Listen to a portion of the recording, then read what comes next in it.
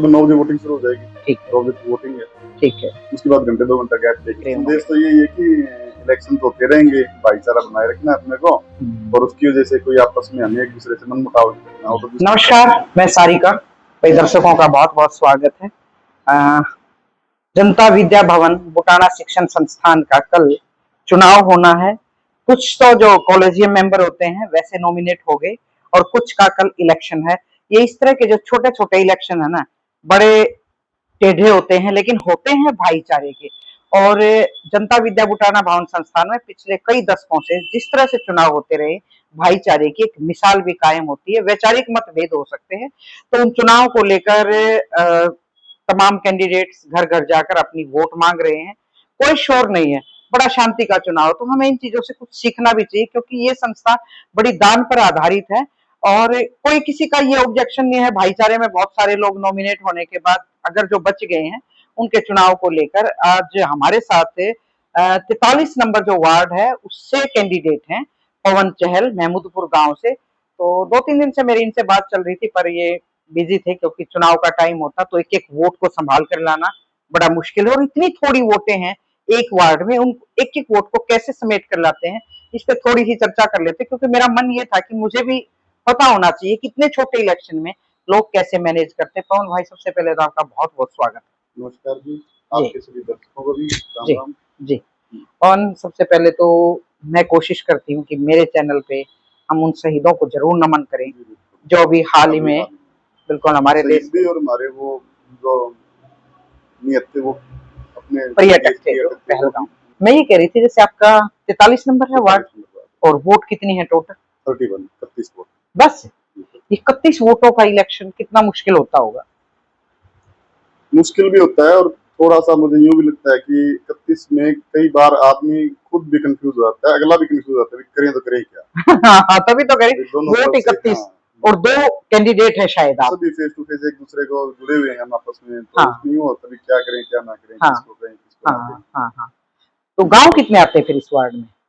इसमें मेन तो ज्यादा वोटें 3 गांव की हैं, अच्छा, मुनपर, हाँ, मदीना और उखी। अच्छा उसके बाद 6 वोट ऐसी हैं जो अलग अलग गाँव की हैं, अच्छा, जिसमें जैसे मीर कटवाल की है, हाँ हाँ, रबड़िया की है, ठीक है, और लाट की है, ठीक है, और एक बइयापुर की है, ठीक है। एक अपने शेखपुरा की है, ओहो, और एक बालगढ़ की है। तो इन सबसे संपर्क होगा? ये संपर्क तो नेचुरली सी बात है, करना ही पड़ेगा। करना ही पड़ेगा, करना भी पड़ेगा, करना जैसे मीन्स वैसे भी हम भाईचारे में जुड़े हुए हैं आपस में, जुड़े हुए हैं। मिलते जुलते रहते हैं आपस अच्छा, तो कैंडिडेट शायद 2 ही हैं आप? में। 2 ही। 2 ही हैं।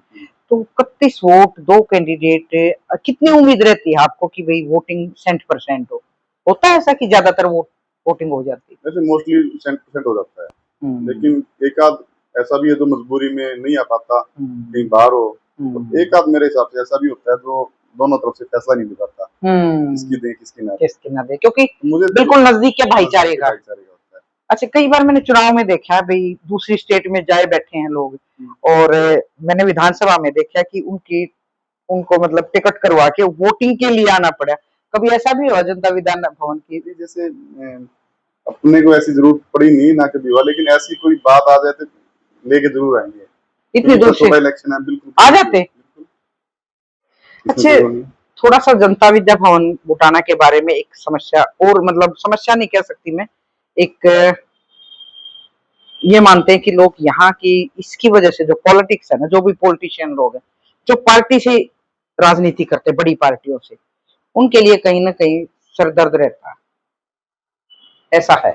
मेरी सोच तो ये कि जो राजनीति कर रहे हैं ना उनको वहाँ पे ध्यान देना नहीं चाहिए। हाँ, वो एक अलग पार्ट है, वो एजुकेशन का पार्ट है, और हमारे लोकल समाज देहात का पार्ट है। हाँ, तो उसमें उनको वैसे भी इंटरफेयर नहीं करना चाहिए। नहीं करना चाहिए। वो उसमें जो जनता से रिलेटेड है ना, हाँ, जो वहाँ कुछ करना चाह रहा है या उसमें जो कुछ चेंज उसके माध्यम से उसको प्लेटफार्म बना के राजनीति में नहीं आना चाहिए। तो कल कितने से कितने बजे तक है? सुबह 9 बजे वोटिंग शुरू हो जाएगी। ठीक है, 2 बजे वोटिंग है। ठीक है। उसके बाद घंटे 2 घंटा गैप देकर उसकी काउंटिंग है। आपको चुनाव चिन्ह क्या मिला हुआ? टेलीफोन का। टेलीफोन। तो क्या उम्मीद और क्या संदेश रहेगा आपके, जो भी लोग आपको देख रहे होंगे? संदेश तो यही है कि इलेक्शन तो होते रहेंगे, भाईचारा बनाए रखना है अपने को, और उसकी वजह से कोई आपस में हमें एक दूसरे से मनमुटाव नहीं रखना हो। तो जिसकी जहाँ सोच है या जिसके विचार जिसको अच्छे लगते हैं वो वहाँ वोट देगा, ठीक है, या जिसके जहाँ रिलेशन है। हाँ, लेकिन उसकी वजह से हमें आपस में इस चीज को कोई वो नहीं बनाना है कि हम इन भाइयों ने उसकी वोट दे दी है, शांति प्रिय। शांति तो पहली बार लड़ रहे? नहीं, मैं दूसरी बार लड़ रहा हूँ। दूसरी बार? पिछली बार मैं 2 वोटों से रह गए। सेम कैंडिडेट से सेम से कुछ।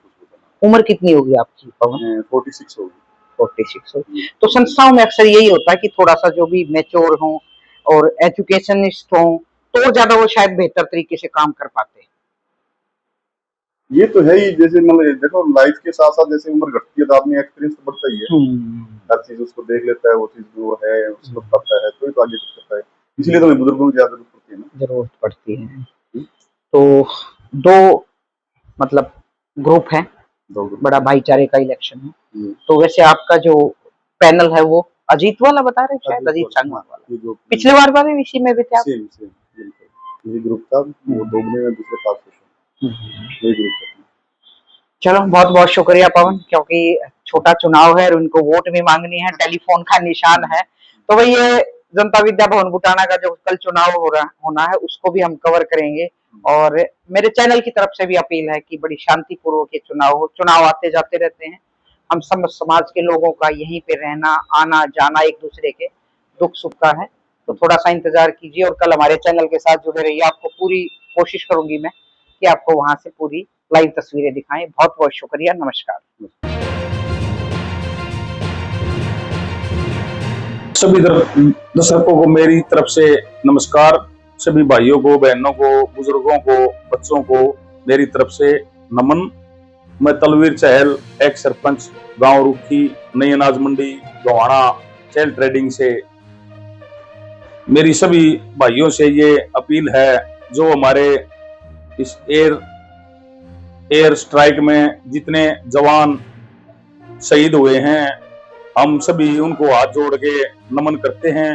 और सभी भाइयों से मेरी अपील है कि भाई इस चीज को एक दूसरे नजरिए से देखो, इस चीज को जातिवाद में बांटने की कोशिश मत करो, हिंदू मुस्लिम में बांटने की कोशिश मत करो। सरकार ने जो ये फैसला उठाया है ये हमारे देश के लिए उठाया है और इसको जनहित में रख के ही सभी भाइयों को सोचना चाहिए। मेरी सभी से हाथ जोड़कर यही अपील है, इसको दूसरा नजरिया मत दो। सभी जिन भाइयों ने साथ दी है उनको मेरी तरफ से हाथ जोड़कर नमस्कार और सलाम।